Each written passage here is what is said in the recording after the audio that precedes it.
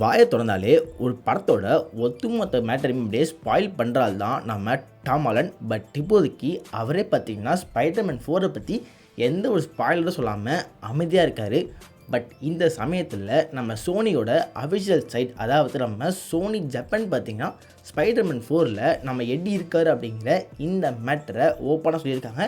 அதாவது பார்த்திங்கன்னா அவங்க ரீசெண்டாக ஒரு ஸ்டேட்மெண்ட் விட்டுருக்காங்க. இந்த ஸ்டேட்மெண்ட்டில் ஸ்பைடர்மேன் 4ஓட ஸ்டோரி ரெடியாக இருக்குது, எல்லாமே பார்த்திங்கன்னா அப்ரூவ் ஆகி பக்காவாக இருக்குது. ஸோ இப்போதைக்கு நம்ம டாம் ஹார்டி தான் பார்த்திங்கன்னா எடி பிளாக்காக ப்ளே பண்ணுறாரு.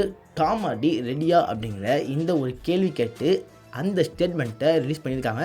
இந்த ஸ்டேட்மெண்ட் பார்க்கும்போது நமக்கு பக்காவாக புரியுற மேட்டர் என்னென்னா, டாம் ஹார்டியோட எடி பிளாக்கை நம்ம ஸ்பைடர்மேன் 4ல் எதிர்பார்க்கலாம். பட் அது வெனாம் படத்தில் பார்த்த அதே டாம் ஹார்டியா இல்லை மல்டிவர்ஸ் லெவலில் வேறு ஒரு வேரியண்ட்டா அப்படிங்கிற இந்த மேட்டர் தெரியல.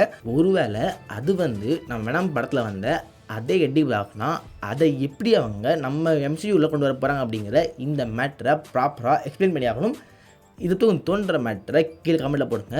இன்னொரு விஷயம், இது லீக் இல்லை, சோனி ஜப்பான் அஃபிஷியலாக சொன்ன ஒரு ஸ்டேட்மெண்ட்.